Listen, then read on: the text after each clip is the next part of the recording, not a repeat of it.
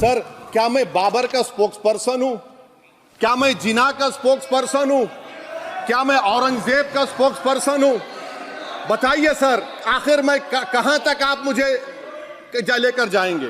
अच्छा, बल्कि मैं तो मर्यादा पुरुषोत्तम राम की इज्जत करता हूं, मगर मैं नाथूराम गोडसे से नफरत करता हूं। मेरी नस्लें नफरत करती रहेंगी, क्योंकि नाथूराम गोडसे ने उस शख्स को गोली मारी जिसके जबान से आखिरी लफ्ज निकले हे राम। Let me stand as a tall Indian Muslim and say that the light of Indian democracy today is at its dimmest today sir. मेरी फिक्र में मेरा ईमान मुझे कहता है कि जिस जगह पर मस्जिद थी, है और रहेगी, बाबरी मस्जिद है और रहेगी, बाबरी मस्जिद जिंदाबाद, जिंदाबाद, भारत जिंदाबाद, जय हिंद। तो मैं ये पूछना चाह रहा हूं कि क्या मोदी सरकार एक समुदाय, एक मजहब की सरकार है या पूरे देश के मजाहिब को मानने वालों की सरकार है? जिसको नहीं मानते उनकी सरकार है? हमको बता दीजिए, क्या मोदी सरकार सिर्फ एक फिक्र और नजरिया हिंदुत्व की सरकार है? क्या इस देश का, इस गवर्नमेंट ऑफ इंडिया का कोई मजहब है? इस वतन अजीज सबके मजहब को मानता है।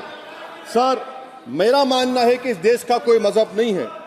क्या ये सरकार 22 जनवरी का पैगाम देकर ये बताना चाहती है कि एक मजहब को दूसरे मजहब के मानने वालों पर गलबा और कामयाबी मिली?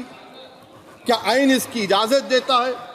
क्या ये पैगाम आप जब ऐवान से दे रहे हैं तो 17 करोड़ मुसलमानों को आप क्या पैगाम दे रहे हैं, ये मैं आप पर छोड़ता हूं। सर, 49 में धोखा हुआ, 86 में धोखा हुआ, 92 में धोखा हुआ, 2019 और 22 में भी इस ऐवान के जरिए हमको धोखा दिया जा रहा है।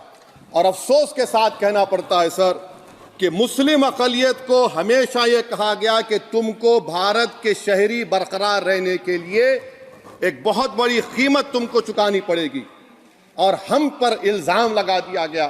सर, क्या मैं बाबर का स्पोक्स पर्सन हूं? क्या मैं जिना का स्पोक्स पर्सन हूं? क्या मैं औरंगजेब का स्पोक्स पर्सन हूं? बताइए सर, आखिर मैं कहां तक आप मुझे लेकर जाएंगे? दूसरी बात यह है सर, दूसरी बात यह है कि फिर 6 दिसंबर के बाद देश में फसाद हुआ, नौजवानों को टाडा में डाला गया जो बूढ़े होकर निकले। यकीनन आपकी सरकार नहीं थी, आपकी सरकार नहीं थी। अच्छा, बल्कि मैं तो मर्यादा पुरुषोत्तम राम की इज्जत करता हूं, मगर मैं नाथूराम गोडसे से नफरत करता हूं। मेरी नस्लें नफरत करती रहेंगी, क्योंकि नाथूराम गोडसे ने उस शख्स को गोली मारी जिसके जबान से आखिरी लफ्ज निकले हे राम। सर, छठी बात यह है कि 87 में मलियाना हाशिम पूरा हुआ, 83 में नेल्ली हुआ, 44 में जम्मू में नस्ल कशी हुई, 2022 में हल्दीवानी में कत्ल हुआ। इतने धोखे सबसे बड़े किसको दिए गए? असदुद्दीन ओवैसी को दिए गए। मगर फिर भी मुझसे ही कहा जाता है कि वफादारी को तुम साबित करो अपनी ओवैसी। सर, आज भारत के 17 करोड़ मुसलमान अपने आप को अजनबी और एलिनेट महसूस कर रहे हैं। मैं बहुत बड़ी नाइंसाफी होती है। सर, ये कोई तारीखी नाइंसाफी को इंसाफ नहीं किया जा रहा है। स्पीकर बल्कि सर, अंग्रेजी में स्पीकर सर, केवल एक प्रश्न का जवाब ओवैसी साहब दे दें कि बाबर को वो आक्रमणकारी मानते हैं या नहीं मानते? पुष्पमित्रा संघा को आप क्या मानते हैं? बताओ, पुष्पमित्रा संघा को आप क्या मानते हैं? जम्मू के वो, कश्मीर के वो राजा को क्या मानते हैं जिसके पास एक फौज थी मंदिरों को तोड़ने के लिए? आप क्या मानते हैं? यही तो मैं कह रहा हूं कि निशिकांत दुबे 47 में आजादी मिली, असदुद्दीन ओवैसी से बाबर की बात पूछ रहे हैं। तुम गांधी की बात पूछते, तुम बोस की बात पूछते, तुम जलियांवाला बाग की बात पूछते, तुम काला पानी में जो मुसलमान शहीद हो गए उनकी बात पूछते, मगर बाबर की बात पूछी जाती है। तो सर, मैं आपको बता रहा था, खामखा डिस्टर्ब किए सर, मुझे मेरा वक्त ले लिए निशिकांत दुबे। सर, मैं आपसे कह रहा था, मोदी हुकूमत ये पैगाम दे रही है भारत के मुसलमानों को कि जान बचाना है या इंसाफ चाहते हो। मैं कह रहा हूं, मैं भीख नहीं मांगूंगा, मैं इस नंगी तासुब को कबूल नहीं करूंगा। मैं दूसरे दर्जे के शहरी के मौक़िफ़ को कबूल नहीं करूंगा। मैं अपनी शनाख्त को नहीं मिटने दूंगा। अब मैं झूठी और दिल फरेब बातों पर हरगिज भरोसा नहीं करूंगा।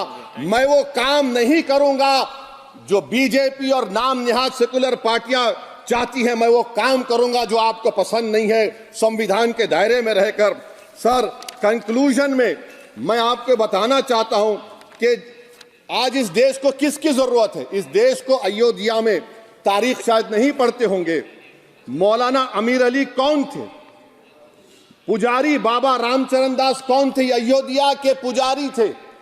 दोनों ने मिलकर अंग्रेजों के खिलाफ जंग लड़ी थी और दोनों ने, अंग्रेजों ने इनको गिरफ्तार किया और एक पेड़ पर मौलाना अमीर अली को और पुजारी रामचरण दास को फांसी दे दी गई। देश को इनकी जरूरत है। देश को शंभू प्रसाद, अचन खां, ये राजा देवी बख्श सिंह के फौज में थे, अंग्रेजों से मुकाबला किया। मुसलमान की लाश को जला दिया गया और शंभू प्रसाद को दफना दिया गया। इस देश को यह जरूरत है। देश को बाबा मोदी की जरूरत नहीं है। आज भारत को अयोध्या के मौलाना अमीर अली और रामचरण दास, अचन खान, शंभू खान की जरूरत है। सर, मैं अभी सुन रहा था ये नाम निहाद सेकुलर पार्टियों के बयानात को। क्या होता है सर, आप, मैं खत्म कर रहा हूं, क्या होता है सर, जब काजी साहब गवाहों को लेकर दुल्हन के पास जाते कि तुमको निकाह कबूल है, तो दुल्हन शर्मा के खामोश बैठ जाती।